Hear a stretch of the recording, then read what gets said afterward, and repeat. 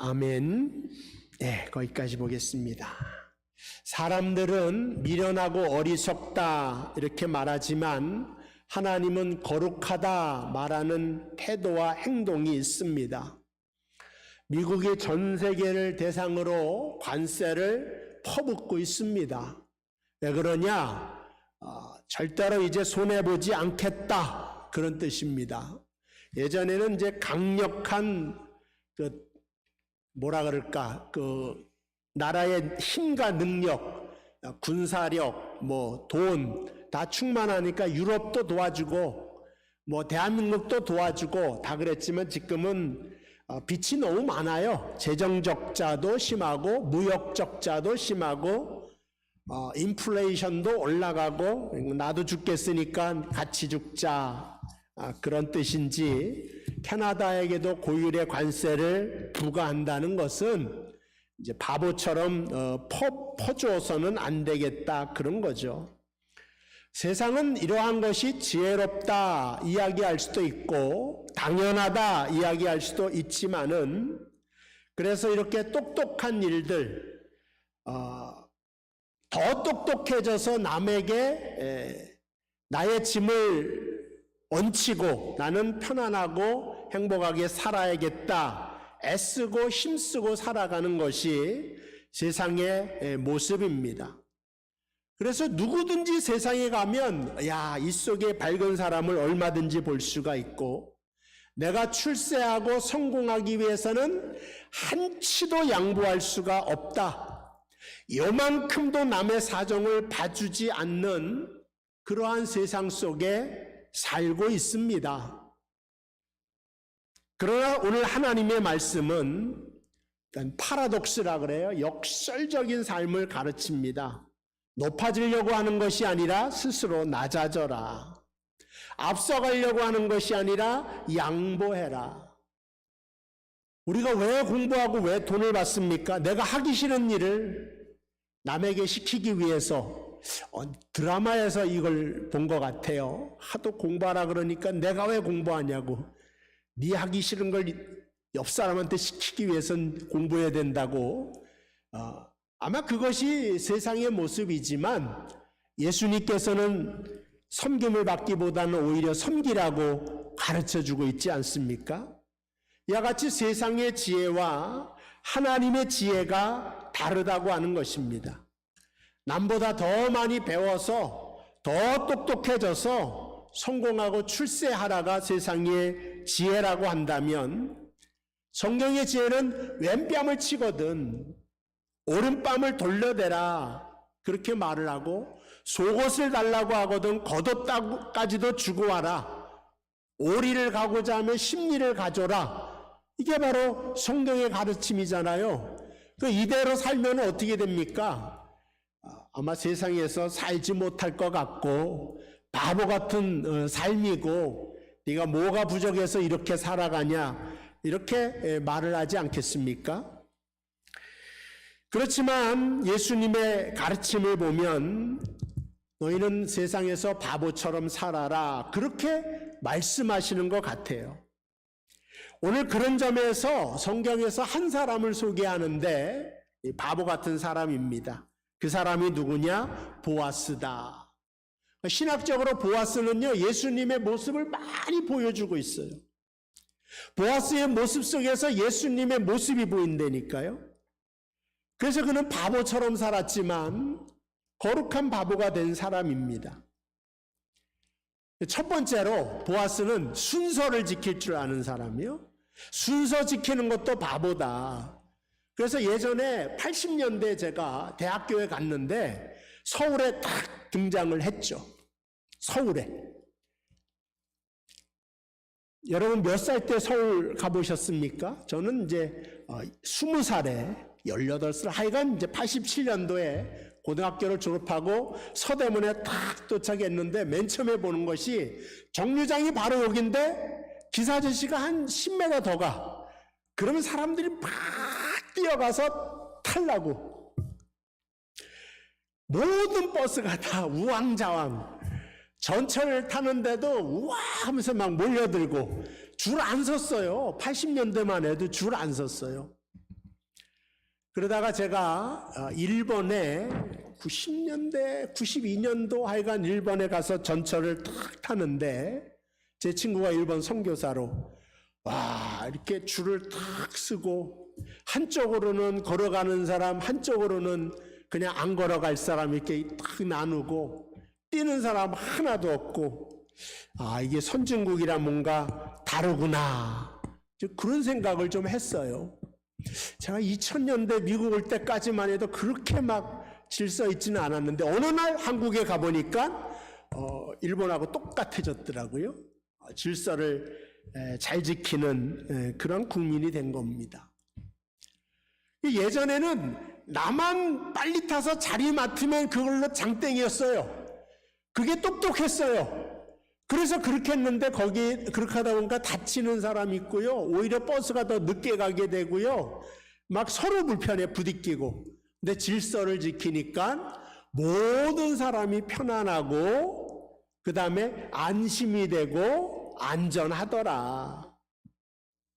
그렇지만 세상은 더 빨리 가라 얘기하고 미국에서 영주권 딸 때 익스프레스가 있어요. 돈을 더 내면 빨리 나와 비자가 영주권이. 미국은 자본주의야 완전히. 돈 있는 사람이 더 빨리 영주권도 받고 출세도 할 수 있다. 그리고 대학교 들어갈 때도 기부금 제도 있잖아요. 돈 내면 좋은 학교 막 받아주는 거. 이러한 것들이 다 세상의 모습이고 지혜로운 모습 같지만 그러나 우리가 신학적으로 성경적으로 생각할 때는 뭔가 좀 잘못된 점이 있다 하는 것입니다. 보아스는 자신의 순서를 지키면서 오늘 본문 말씀에 보니까 내가 룻이라고 하는 여자를 애틋하게 사모하고 저 여자와 함께 사는 그런 마음을 가지고 있는데 자기보다 앞서 있는 사람이 있어요. 족보적으로. 그래서 그 사람 모르게 자기가 장가갈 수도 있지만은 그 사람에 가서 나옴이라고 하는 사람이 밭을 팔려고 한다. 네가 그 밭을 사겠냐? 물어보는 거예요. 밭을 내놓으니까 아마 싸게 내놓을 수도 있겠죠. 저기 아저씨도 돌아가시고 아들도 죽고 이제 그 땅을 기업을 가질 사람이 나오미뿐이 없잖아요. 나오미인데 여자가 그 기업을 가질 수는 없는 거예요. 아들을 가져야 되는데 이미 아들은 다 죽고 며느리 하나가 있으니까 어쨌든 땅을 내놨어요. 그 땅은 내가 사겠다. 근데 이 사람이 굉장히 마음에 안 들었던 것 같아요. 성경에서 마음에 안 드니까 뭐라고 표현했냐면은 뭐라 그랬어? 아무개라고 나오죠. 아무개. 그 기업물을 짜가 지나가는지라 소문으로 올라 거기 앉아 마침 보아스가 말하던 기업물을 짜가 지나가는지라 보아스가 그에게 이르되 아무개요. 원래 성경에서는 이름을 말하는데 굉장히 마음에 안 들어. 이 정도면 이름도 말하기 싫어해. 아무개요. 네가 기업물을 나보다 그 위에 있는 족보적으로 위에 있는 사람인데 네가 땅을 사겠느냐? 나오미가 땅을 내놨다. 그러니까는 괜찮은 것 같으니까 내가 사겠다. 그렇게 되니까 근데 땅을 사면은 그것뿐만 아니라 그 집 며느리도 데려다가 아들을 낳게 하고 그 아들에게 땅을 전부 물려줘야 되는 거예요. 그리고 그 아이는 누구의 가문의 아이가 되느냐? 그 기룡과 말년 그 사람의 이제 자식으로 등록이 돼서 이제 기업이 살아나게 만든 거거든요. 그게 바로 여기에 나오는 거예요. 근데 이 사람이 가만히 생각해 보니까 내가 아들을 낳아도 내 이름으로 등록되는 사람도 아니고 또 땅도 사가지고 내가 갖는 게 아니라 내 이름으로 된 아들에게 주는 게 아니라 다른 집 그 족보에 올라가 있는 애들에게 전부 줘야 되니까 나는 안 하겠다. 신발을 벗어다가 주죠. 보아스에 난 안 가겠다고. 그러니까 이제 보아스가 순서를 지켜서 이제 그 땅과 룻을 받아들이는 장면이 오늘 나오고 있는 것을 보게 됩니다. 그러니까 이러한 독특한 그 결혼제도, 이런 가족제도를 고엘이라고 하는 거예요. 이스라엘 백성이 12지파에게 땅을 골고루 나누어 줬어요. 정복한 다음에. 근데 살다 보니까 어떻게 해요? 가난해지는 사람 있잖아요. 땅을 받았지만. 그래서 땅을 팔아야 되잖아요. 그러니까 나오미 같은 경우에는 땅을 가질 수가 없어요. 그래서 땅을 팔아서 아마 그 판 가격은 나오미가 갖지 않았을까. 이제 성경학자들은 이제 그렇게 해석을 합니다. 어쨌든 팔아야 되고, 그리고 가만히 생각하니까 며느리도 젊었어요. 그렇다고 아들도 없는데 그냥 이 이방 여자가 이스라엘 중에 거할 수가 없으니까 이 룻에게도 좋은 일을 시켜야 되겠다. 아마 고약한 시어머니 같으면, 야, 나도 남편 있고 내 아들도 이런데 너도 한번 당해봐라. 너는 평생 동안 내 시중이나 들다가 죽어라. 그럴 수도 있지 않았을까. 근데 나오미는 마음이 굉장히 좋았던 시어머니 같아요. 나보다 먼저 상대편을 생각할 줄 아는 사람이었던 것 같습니다.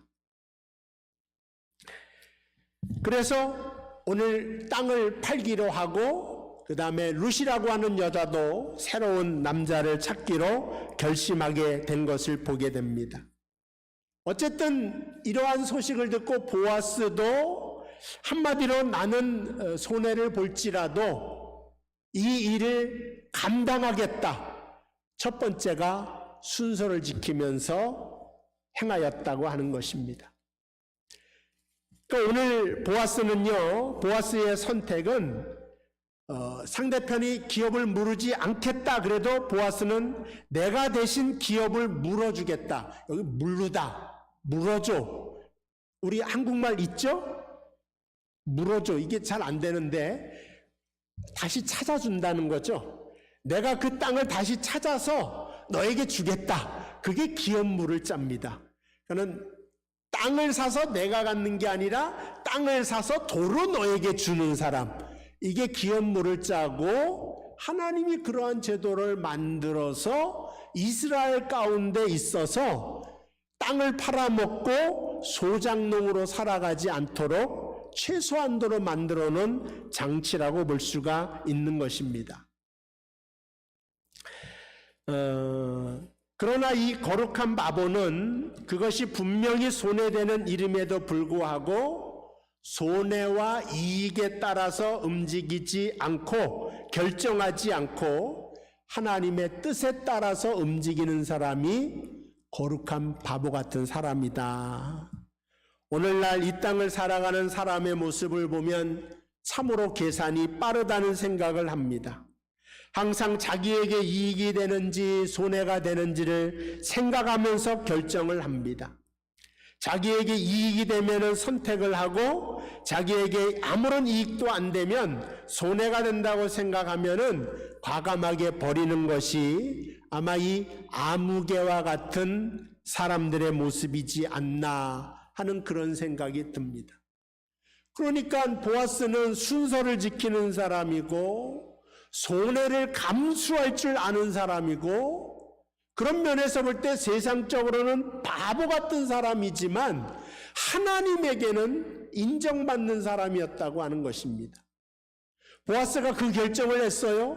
그리고 바로 뭐라고 말하냐, 10명의 장로를 세워서 증인을 만들어놔요. 왜냐하면 내가 하겠다고 집에 돌아가서 가만히 생각하거나 아니면 집에 사람과 누구랑 상의하다 보면은, 야, 너가 그렇게 사회 뭐라 그럴까, 사회 사업가도 아니고, 네가 하나님도 아니고, 네 돈을 전부 투자해가지고 그걸 남을 준단 말이냐, 이런 소리를 들으면은 사람 마음이 흔들리거나 바뀔 수도 있잖아요. 그러니까 증인을 세워가지고 자기도 다시 물을 수 없게 만드는 그 확정적인 일을 보아스가 하게 되는 것을 알 수가 있습니다. 그래서 오늘 보아스의 특징을 보니까요, 보아스는 순서를 지키는 사람이다. 손해를 감수할 줄 아는 사람이다. 그리고 나는 손해보았다. 그걸 증인들을 들어서 이 일에 내가 결정을 하고 이 일을 하기를 결심하였다 해서 증인을 세워서 움직이지 못하게 만든 것을 알 수가 있습니다. 여러분들은 교회 다니시고 신앙생활 하시고 예수님을 믿으시지 않습니까? 그런데 내가 하나님을 믿었기 때문에 나에게 이익만 있을 것이다 라고 하면서 살아간다면 하나님과 상관없는 사람이 된단 말이에요. 교회에 나오고 하나님의 뜻대로 예수님처럼 살겠다고 결심한 사람은 보아스와 같은 결정을 하게 되어져 있습니다. 우리가 이걸 모르는 게 아니에요. 때로는 내가 잘 듣는데도 듣지 못하는 척도 해야 되고, 눈에도 잘 보이는데 보지 못한 것처럼 해야 되고, 그렇게 살아갈 때가 있잖아요. 가정의 평화를 위해서도, 집안의 평화를 위해서도, 또 교회의 평화를 위해서도 마찬가지입니다. 때로는 내가 바보 같아요. 다 알면서도 속아줘야 된다니까요. 다 뻔히 저 사람의 속이 보이는데도 내가 이 사람의 오늘 껍데기를 벗겨서 그 속이 얼마나 시커먼지를 낱낱하게 내가 다 파헤쳐 놓겠다. 이렇게 결심을 하고 독을 품으면은 은혜가 안 돼요.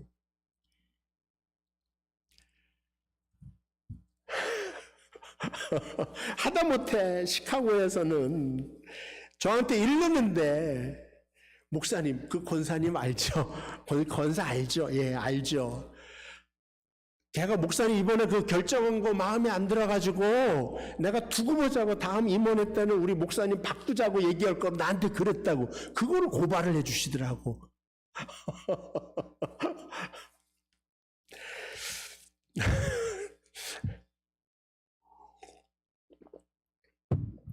왜 그 말씀을 하셨는지 저는 다 알아요. 그 시기하고 질투하는 마음이 많은 건 알지만은 그런 거는 저한테 아무런 타격감이 없어요, 사실은. 제가 여러분들에게 크레딧이 다 사라져서 우리 목사님은 안 되겠다 그러면 스스로 물러나는 거지, 목사가. 그렇지 않습니까? 성도들이 목사에 대해서 크레딧이 1도 없다, 이렇게 되면은 안 되지 않습니까? 이제 그런 마음을 가지고 살아가는 저기 때문에, 그러니까 여러분 저를 한번 이렇게 보시면 좀 어리숙해 보이거나 그렇지 않습니까? 속을 것 같고, 그래서 한마디 해도 대치기를 안 할 것 같고, 그러죠? 이제 그런 거를 이제 그 예수님 닮았다 이렇게 제 입으로 말하기가 굉장히 어렵지만, 그런 걸 원하는 거예요. 제가 여러분들이 안 똑똑하다는 게 아니에요. 다 알고 있어요. 여러분이 얼마나 똑똑하고 얼마나 치밀하고 얼마나 계산해도 빠르게 돌아가는 걸 알아요. 그럼에도 불구하고 내가 손해되는 걸 알지만 예수의 이름으로 이 세상을 살기 때문에 내가 그것을 감수하겠다. 그게 보아스입니다. 보아스가 얼마나 똑똑한 사람인데, 근데 똑똑하면서도 젠틀한 사람이기 때문에 더 근사하고 더 멋있는 사람이 된 거예요. 여러분들이 출세하는 사람보다 근사하고 멋진 사람이 되셔야 돼.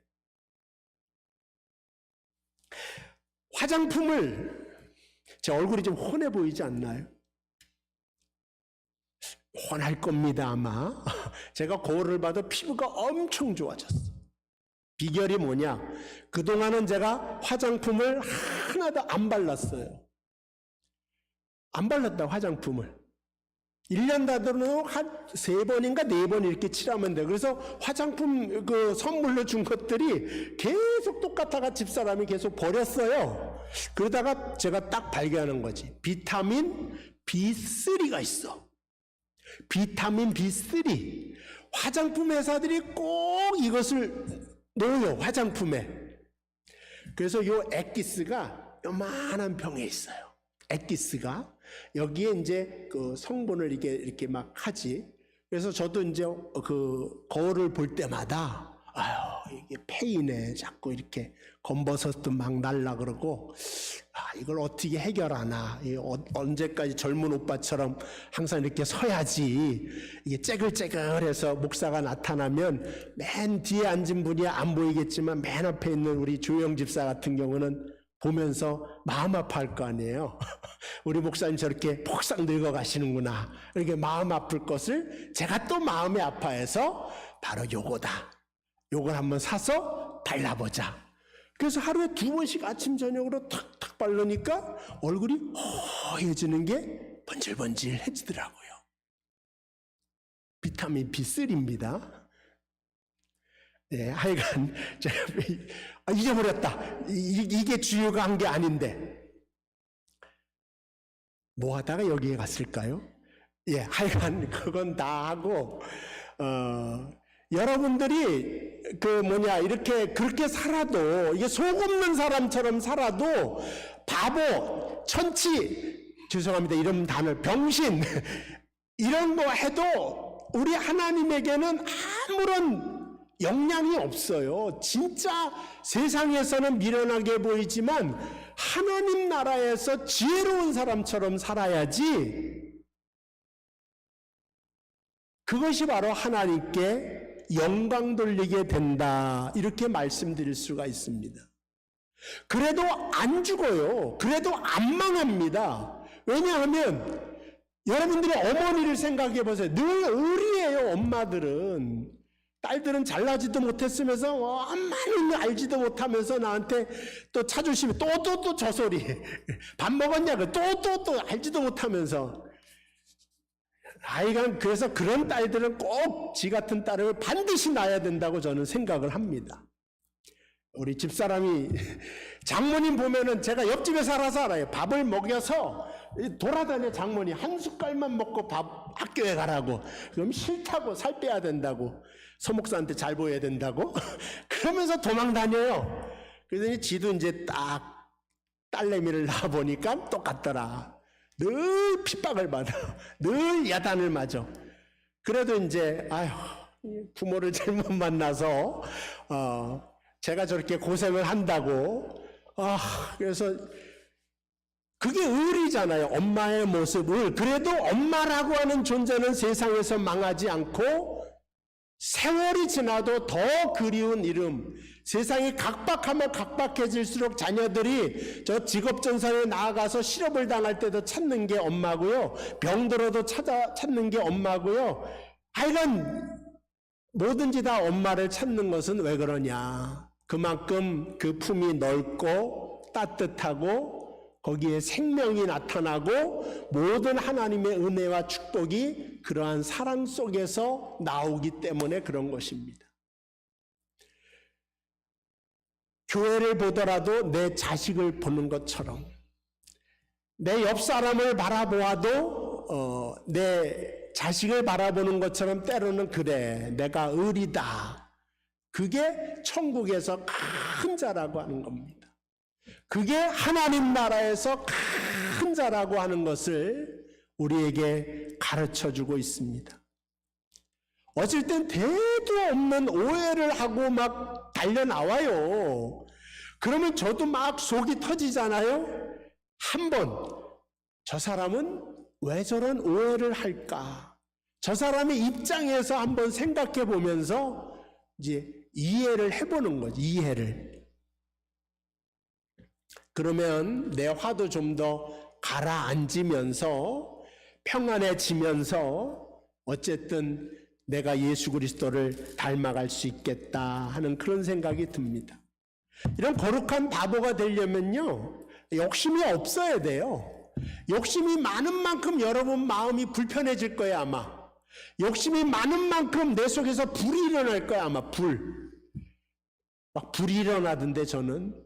막 질투심이 일어날 때는 그게 불이더라고요. 불. 제가 보니까 나보다 친구가 더 잘 되는 게 배가 아프기 시작하면 그게 불이 되더라고요. 잠도 못 자고 밥맛도 없고. 그런데 그래 나는 천국의 바보다 생각하면서 욕심을 좀 내려놓게 되면 내 마음이 먼저 편안하게 되는 것을 깨달게 될 것입니다. 두 번째는 이제 계산하지 않습니다. 여러분 줄 성수하시면서 또 때로 헌금하시면서 봉사하시면서 계산을 하면 교회는 답이 안 나오잖아요. 그렇지 않습니까?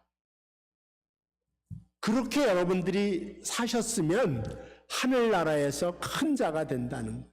제가 목사로서 여러분들에게 말할 수 있는 것은 내가 욕심 없이 살고 계산 없이 살면은 이건 손해인데, 그러나 천국의 보상이 있을 것이다. 그럴 때 우리 하나님이 천국에서 모두 갚아주실 것이다. 우리 모두 주님 앞에 하나님을 위해, 예수님을 위해, 교회를 위해 거룩한 바보들이 다 될 수 있게 되기를 주님의 이름으로 축복을 드립니다. 아무도 아멘 안 하시려고. 예.